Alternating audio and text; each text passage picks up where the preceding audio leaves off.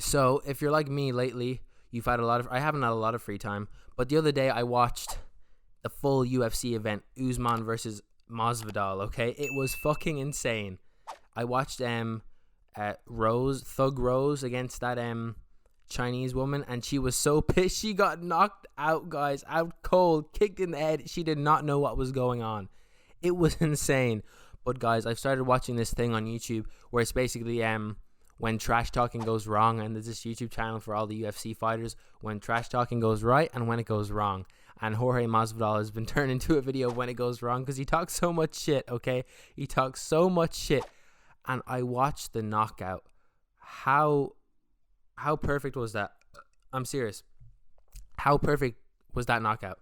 Masvidal got memed, let alone Ben Askren. Masvidal got memed. He slept on his back. If you actually watch the video, I'll try and put a clip up. If you watch the video, he kind of sleeps on Usman's back before he flops to the ground, and then he just starts hammer fisting him. Holy shit, I lost it. And oh my god, Chris Weidman. If you watched that, if you watched it, if you were able to, because if you're squeamish about breaking bones and stuff, holy shit, I'd never seen anything like that in my life. He kicked his shin in the first set. The fight ended in 17 seconds.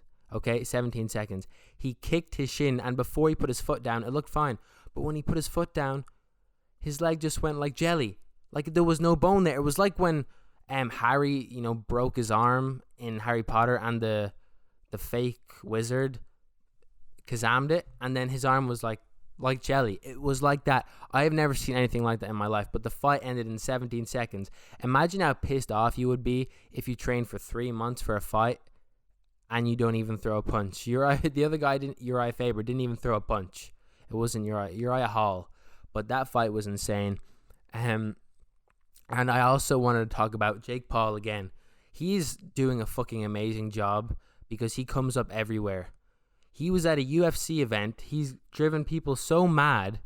People didn't go to this UFC event to see Jake Paul. They went to see Masvidal versus Usman. And it was the first audience that was at a UFC event like the past year. So it was insane. But Jake Paul was there and everybody was chanting, "Fuck Jake Paul! Fuck Jake Paul! Fuck Jake Paul!" He had the whole arena. He had the attention of the whole arena. And they were just telling him to go fuck himself, basically. Fuck Jake Paul. He had an entire arena. They didn't come to see him. They might as well have. Every single person in the audience was screaming, "Fuck Jake Paul." But then there's a clip going around of Daniel Cormier. He was a light heavyweight champion. Him and John Jones went back and forth a lot. It was really funny. But he actually confronted Jake Paul. Daniel Cormier confronted Jake Paul, said he would he'd smack him when he see him. Didn't do anything, obviously.